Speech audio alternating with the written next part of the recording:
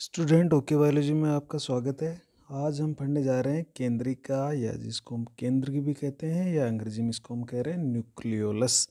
तो ये केंद्र हम देख रहे थे, केंद्र की संरचना। तो इससे पिछले वाले वीडियो में हमने केंद्र की संरचना और उसके पार्ट देखे थे। तो हमने उसके अंदर एक क्रोमेटिन जाल धागेनुमा संरचना देखी थी। उसके अंदर हमें एक गहरे रंग की संरचना नजर आती है, जिसको हम केंद्रिका या न्यूक्लियोलस कहते हैं। तो ये केंद्रिका होती क्या है, ये कहाँ से जुड़ी रहती है, इसका काम क्या है, तो वो अपन इस वीडियो में पढ़ेंगे। तो देखो, सबसे पहले केंद्रिका की जो खोज थी, वो खोज एक साइंटिस्ट हुआ था फोंटाना। इस फोंटाना ने की, ध्यान रखिएगा, केंद्र की खोज फोंटाना ने की थी। केंद्र की खोज या केंद्रिका या न्यूक्लियोलस की खोज मतलब ये थी कि केंद्र की खोज है वो केंद्रक से भी पहले हो चुकी थी, क्योंकि ये गहरे रंग की संरचना दिख रही थी। तो ये इसकी खोज केंद्रिक से पहले ही की जा चुकी है। और जो ये नाम खोज तो फोंटाना ने कर दी थी। और ये जो नाम था, ये एक साइंटिस्ट था बोमेन। तो बोमेन ने केंद्रिका नाम दिया। तो ये केंद्रिका के अंदर पाई जाती है, इसलिए इसका नाम दे दिया केंद्रिका। तो खोज फोंटाना ने और नाम दे दिया बोमेन ने। ये केवल ये जो केंद्रिका होती है यूकेरियोट सेल में पाई जाती है, लेकिन जिन सेल में प्रोटीन संश्लेषण कम होता है, उनमें ये जो केंद्रिका होती है ये अनुपस्थित होती है, केंद्रिका एब्सेंट रहती है। इस एग्जाम्पल के तौर पर हम परिपक्व आरबीसी ले सकते हैं। परिपक्व आरबीसी, इसमें प्रोटीन संश्लेषण की कोई जरूरत नहीं है। स्पर्म हो गया हमारा, शुक्राणु हो गए। स्पर्म का मतलब शुक्राणु, तो ये शुक्राणु हो गए। इसके अलावा हमारी जो रेखित पेशियाँ होती है उसके अंदर भी, तो यहाँ पर क्या होती है कि इस प्रोटीन संश्लेषण बहुत ही कम होता है। तो जहाँ पर प्रोटीन संश्लेषण कम होता है वहाँ पर केंद्रिका एक तरह से अनुपस्थित ही पाई जाती है। देखो, जो ये केंद्रिका है, ये हमारे जो केंद्रक है उसका सबसे बड़ा भाग है। केंद्रिका केंद्रक का सबसे बड़ा भाग है। यह कैसे दिखाई देती है? यह सघन दिखाई देती है, गोलाकार होती है। जैसे ये बहुत ही गहरी रंग की संरचना दिखती है और गोल दिखती है। कोलाइडी टाइप की होती है, को इसके केंद्र के द्रव्य में पड़ी हुई रहती है। वह अम्ल रागी होती है। ये अम्लीय कोई डाई होती है, उससे स्नेह करती है, उससे रंग जाती है। तो अम्ल रागी, जिसको अपन एसिडोफिलिक भी बोलते हैं, एसिडोफिलिक एक रचना है। तो ये एक सघन और गोलाकार कोलाइडी प्रवृत्ति की और अम्ल रागी संरचना होती है। नॉर्मली देखा जाता है कि प्रायः एक केंद्रक में एक ही केंद्रिका पाई जाती है। लेकिन कभी कभी एक केंद्रक में एक से अधिक केंद्रिका पाई जाती है। जिस एग्जाम्पल के तौर पर अपने लिए जो प्याज होता है, ओनियन, उस प्याज के केंद्रक में 4 केंद्रिकाएं पाई जाती है। 4 केंद्रिकाएं पाई जाती है। जो प्याज होता है उसके केंद्रक में 4 केंद्रिकाएं भी देखी गई है। बात कर लेते हैं इसकी संख्या की, इसके नंबर्स, कितनी होती है, ये कहाँ पर पाई जाती है। तो अभी हमने ये देखा कि प्राय एक केंद्र में एक केंद्रिका होगी, या कभी कभी एक केंद्र में एक से ज़्यादा केंद्रिकाएं भी पाई जाती है। तो जो ये केंद्र के अंदर केंद्रिका पाई जा रही है ना, तो ये गुणसूत्रों के सेट पर डिपेंड करती है।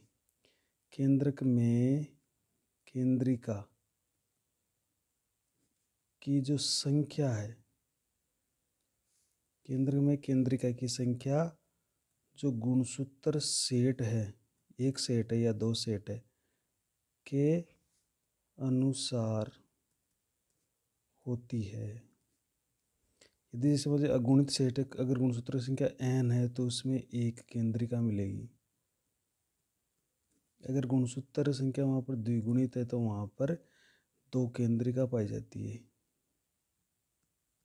तो अगर गुणसूत्र अगुणित है, n है तो एक केंद्रिका, द्विगुणित है तो दो केंद्रिका, इस तरह से इसके अंदर पाई जाती है। और जहाँ पर प्रोटीन संश्लेषण होता है वहाँ पर तो इसकी संख्या बहुत ज़्यादा पाई जाती है। जैसे उभयचरों के जो अंडे होते हैं, मेंढक वगैरह या सरीसृप जो होते हैं, या जो जल और थल दोनों में रहते हैं, उनके जो अंडे होते हैं, अंडाणु, उनमें तो ये बहुत अधिक संख्या में होती है, क्योंकि वहाँ पर क्या बनाना होता है, वहाँ पर प्रोटीन अधिक होता है, प्रोटीन अधिक मात्रा में बनता है, इसलिए केंद्रिका की संख्या वहाँ पर ज़्यादा मिलेगी। क्योंकि केंद्रिका क्या है, ये राइबोसोम की फैक्ट्री कहलाती है। क्यों होती है? क्योंकि जो केंद्रिका, यहाँ एक चीज़ और आपको बताते हैं, केंद्रिका को हम राइबोसोम की फैक्ट्री कहते हैं। और राइबोसोम क्या बनाते हैं? प्रोटीन बनाएंगे। राइबोसोम क्या बनाते हैं? प्रोटीन बनाते हैं। तो ये राइबोसोम का निर्माण करेंगे, ज़्यादा राइबोसोम बनेंगे तो ज़्यादा प्रोटीन बनाएंगे, तो उन कोशिकाओं में ये ज़्यादा पाई जाएगी केंद्रिका। तो ये इसका हो गया। नेक्स्ट लिख लेते हैं अपन आकार की। इसका आकार कैसा होता है, देखो। तो जो कोशिकाएं हैं जिनमें प्रोटीन संश्लेषण कम होता है, तो उनमें छोटी केंद्रिका या तो बहुत छोटी मिलेगी या पूरी तरह से उसमें एब्सेंट पाई जाएगी। तो बहुत छोटी होगी या पूरी तरह से अनुपस्थित होगी। जैसे मान लीजिए स्पर्म मान लेते हैं हम एग्जाम्पल के तौर पर। इसके अलावा मैच्योर आरबीसी मान लेते हैं, मैच्योर आरबीसी। तो इनमें ऐसा होता है।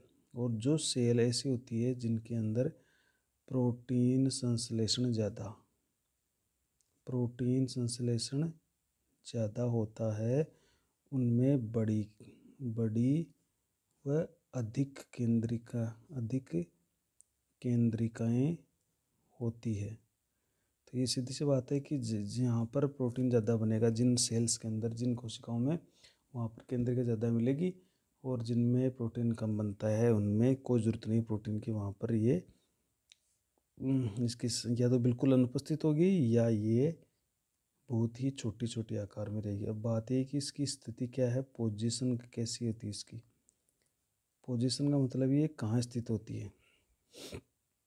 जो देखो, जो केंद्रिका होती है,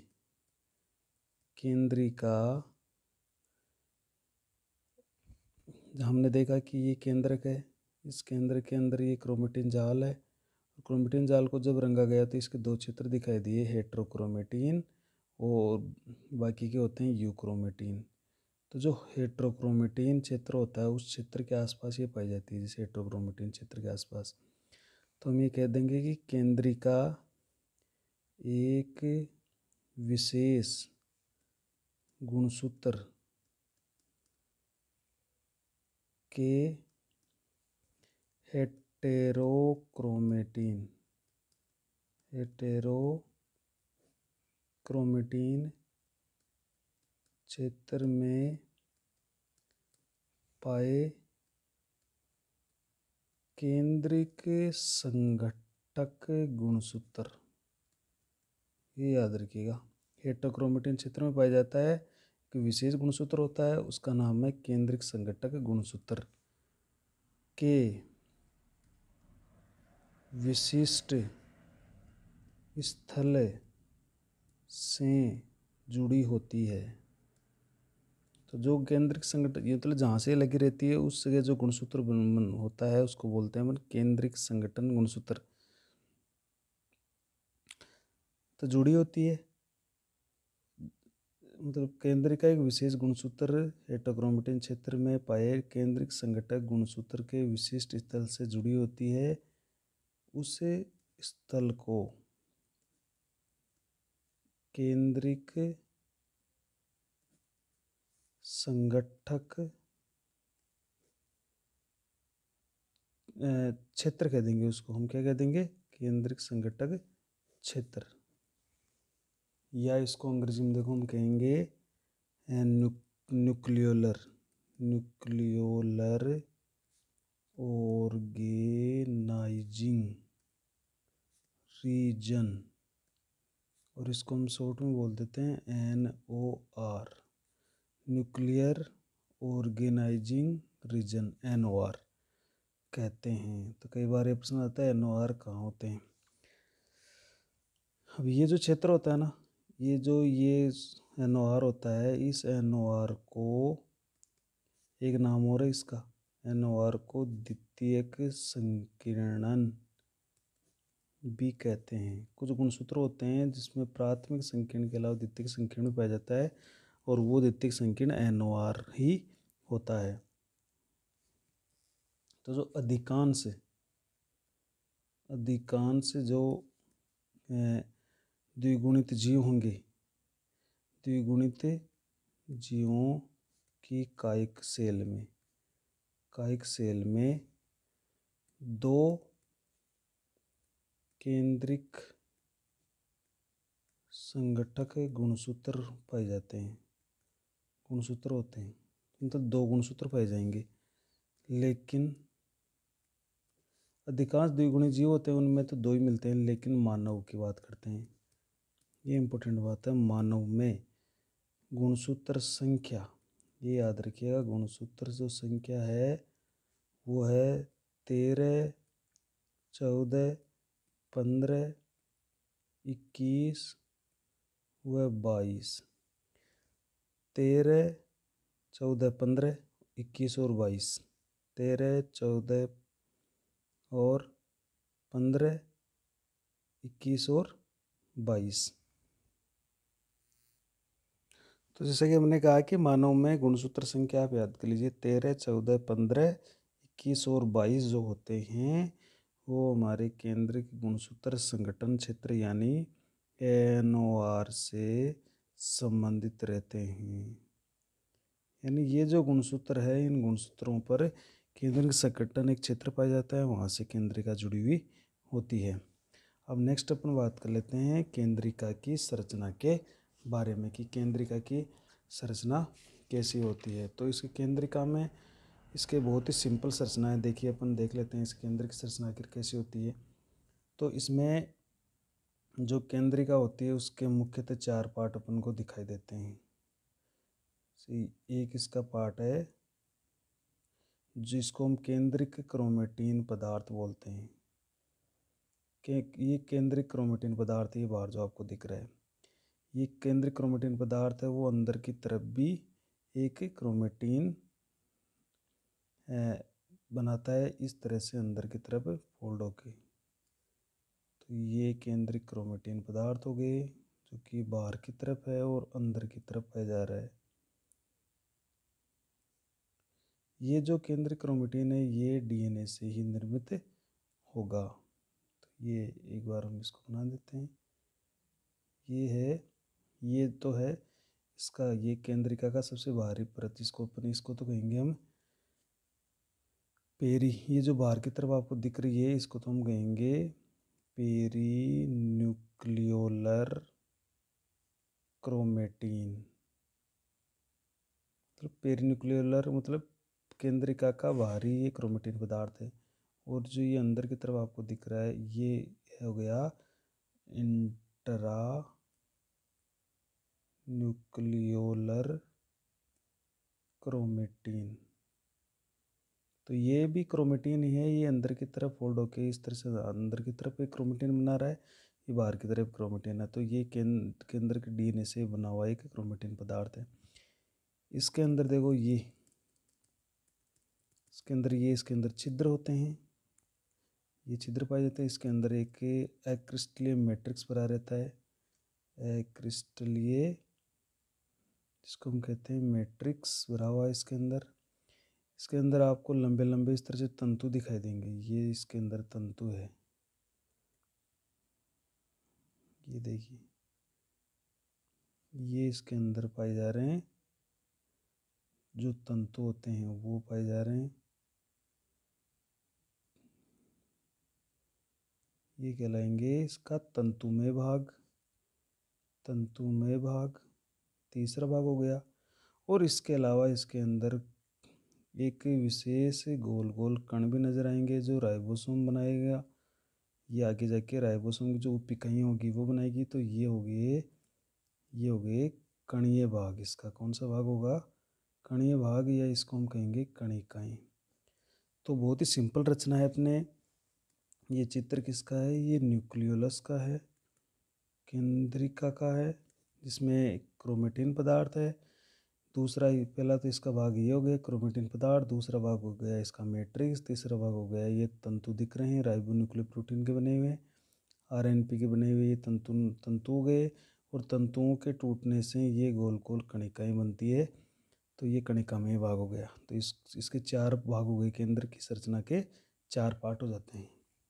तो देखते हैं इसकी संरचना के बारे में, अपन वो लिख लेते हैं। देखिए इसके बारे में, ये इसके चारों पार्टों में है क्या। तो पहला पार्ट देखो इसका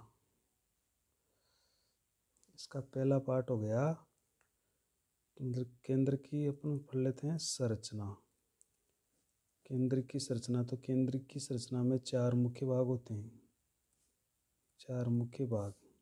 पहला हो गया इसमें केंद्रिक क्रोमेटिन भाग,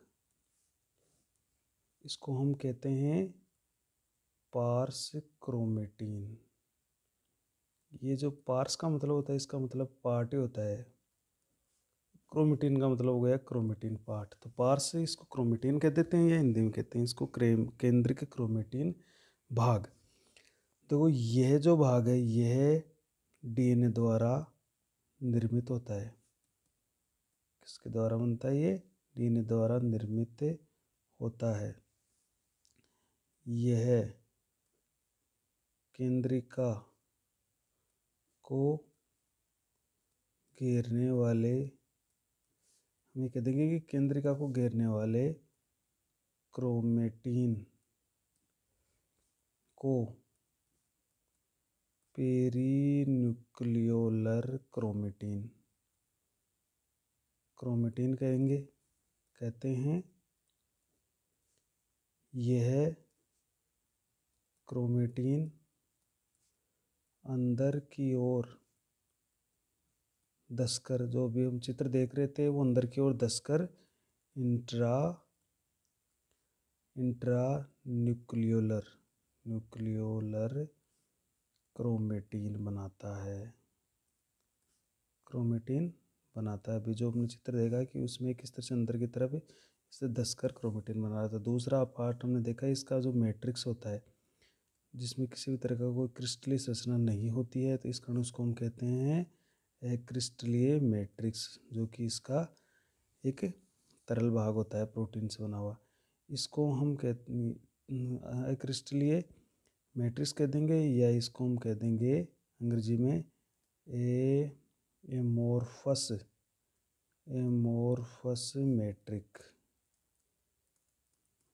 मैट्रिक्स कहते। ए यानी नहीं, मोर्फस यानी एक इसका कोई निश्चित आकार नहीं है। ये इसका एक नाम और कह सकते हैं हिंदी के अंदर, आकारहीन मैट्रिक्स कहेंगे इसको, आकारहीन मैट्रिक्स। ए यानी एब्सेंट, और मोर्फस बना मॉर्फोलॉजी यानी आकार। तो आकार एब्सेंट है, मैट्रिक्स का मतलब एक तरल भाग ही। तो एमोर्फस मैट्रिक्स भी इसको हम कह देंगे। ये इसका एक नाम और है, पार्स ए मोर्फा। पार्स का मतलब हो गया पार्ट, एमोर्फा का मतलब ए यानी एब्सेंट, मोर्फा का मतलब आकृति, आकार जिसकी कोई आकृति नहीं है, ऐसा भाग। तो वो कौन हो गया? मैट्रिक्स हो गया। देखो ये एक समांगी तरल भाग है, जिसमें अनेक तंतु व कण बिखरे रहते हैं। इसके अलावा इसमें देखो कैल्शियम आयन हो सकता है, कई सारी प्रोटीन होती है इसके अंदर, प्रोटीन से भरा। इसके अंदर RNA polymerase enzyme, RNA polymerase enzyme first पाया जाता है। कैल्शियम आयन है, ये भी इम्पोर्टेंट है, प्रोटीन से भरा होता है और आरएनए पॉलीमरेज एंजाइम पाया जाता है। ये क्या करता है? आरएनए का निर्माण करेगा। नेक्स्ट देख लें, तीसरा इसका जो पार्ट है वो हमने पढ़ा कणिका में पार्ट, जो कण से दिख रही थी, कणिका में भाग, इसको हम कहते हैं ग्रेन्यूलर पार्ट। ग्रेन्यूल का मतलब होता है कण। यह इसका एक नाम है और है पार्स ग्रेन्यूलोसा। ग्रेन्यूलोसा का मतलब भी हो गया कण, पार्स का मतलब हो गया भाग या पार्ट। कण जैसा भाग है, जो हमें इस तरह से कण दिख रहे थे, वो इसका कणिका में भाग हो गया।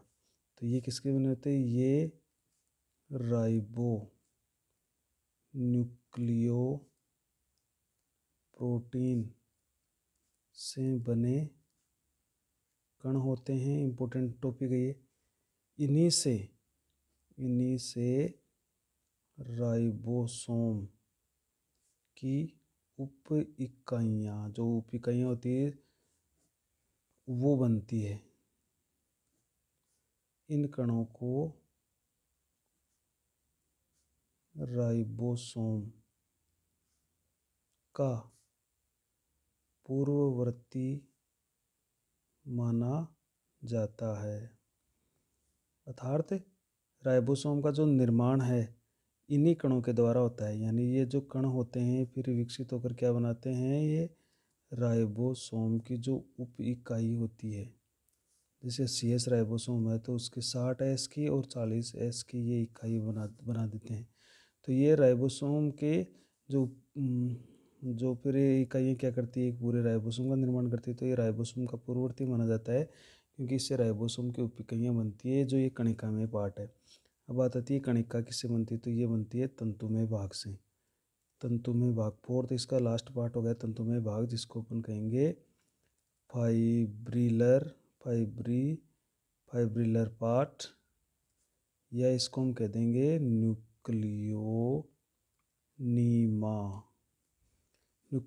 नीमा का मतलब होता है तंतु के समान, न्यूक्लियो का मतलब हो गया न्यूक्लियो प्रोटीन से बना हुआ है।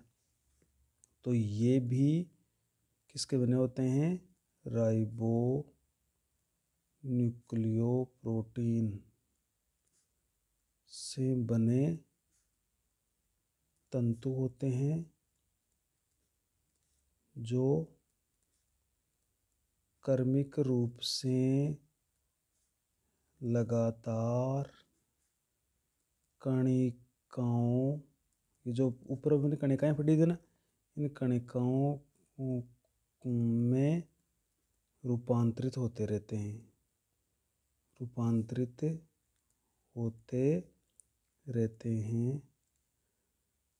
अतः यह भाग, जो तंतुमय भाग है, ये कणिका में भाग का पूर्ववर्ती माना जाता है। कणिका में भाग का पूर्ववर्ती माना जाता है। तो ये हो गया। इस तरह के जो अपन को तंतु दिख रहे थे ये लंबे लंबे, तो इनके टुकड़ों से ही क्या बनता है? कणिका में भाग। तो 4 पार्ट पढ़ लिया हमने। केंद्रीय क्रोमेटिन भाग, फिर हमने क्रिस्टलीय मैट्रिक्स पढ़ लिया, फिर कणिका में भाग पढ़ लिया, फिर हमने मान लिया तंतुमय भाग। तो ये 4 पार्ट हमारे जो केंद्रिक होती है उस केंद्रिक के पाए जाते हैं, और ये हमने देख लिए हैं और चित्र भी इसका बना के देख लिया। अब लास्ट में देख लेते हैं केंद्रिका के कार्य। केंद्रिका के कार्य, जिनको हम कहते हैं फंक्शंस ऑफ न्यूक्लियोलस। तो सबसे इम्पोर्टेंट कार्य देखो, राइबोसोम का निर्माण करना। राइबोसोम का निर्माण। ये जो राइबोसोम का निर्माण है ये बहुत इम्पोर्टेंट है इसके अंदर। तो इसमें क्या होता है कि जो केंद्रक संघटक क्षेत्र होता है NOR में RNA बनाने वाली जीन पाई जाती है। जो केंद्रक संगठन क्षेत्र होता है वहाँ पर क्या होती है, एक ऐसी जीन होती है जो RNA बनाती है। और हो गया, तो ये जीन पाई जाती है। तो NOR का जो जीन है, NOR के जो DNA है, उस DNA या जिसको अपन जीन कहेंगे जहाँ पर वो जीन पाई जा रही है, उस जीन के अनुलेखन, वह प्रक्रिया कौन सी जिसमें RNA बनेगा, अनुलेखन। तो अनुलेखन से RNA बनता है। तो मतलब जैसे यहाँ पे ये केंद्रिका जुड़ी हुई है, तो ये जो जीन है, ये जो जीन है यहाँ से लेकर यहाँ तक, ये जो जीन है ये RNA बनाती है। और इस क्षेत्र को हम क्या कहेंगे, NOR। इस क्षेत्र को क्या कहेंगे, NOR। तो यहाँ से जो ये जो DNA है, क्रोमेटिन पदार्थ है, इसके यहाँ पर RNA पॉलीमरेज एंजाइम आएगा और वो यहाँ से एक RNA का निर्माण करेगा, इस तरह से RNA बना देगा। तो ये इसी RNA से ये केंद्रिका हो गई, ये क्रोमेटिन पदार्थ हो गया। यहाँ पर जो जीन पाई जा रही है इसको हम क्या कह रहे हैं, NOR कह रहे हैं। और इस DNA पर RNA पॉलीमरेज एंजाइम काम करेगा और RNA का निर्माण कर देगा। तो ये जो RNA है, ये RNA ही राइबोसोम का पूर्ववर्ती होता है, और फिर राइबोसोम का निर्माण करता है, राइबोसोम का निर्माण करता है। तो RNA का नाम ही पूरा राइबोसोमल, R का मतलब क्या होता है, राइबोसोमल RNA। तो इसका नाम ही राइबोसोमल है, तो ये राइबोसोम का निर्माण कर देगा। तो ये ध्यान रखिएगा, यहाँ पर इस तरह से काम हो जाएगा। तो ये जो क्षेत्र है इसमें एक NOR क्षेत्र में जीन पाई जाएगी, जीन के अनुलेखन से RNA का निर्माण होता जाएगा।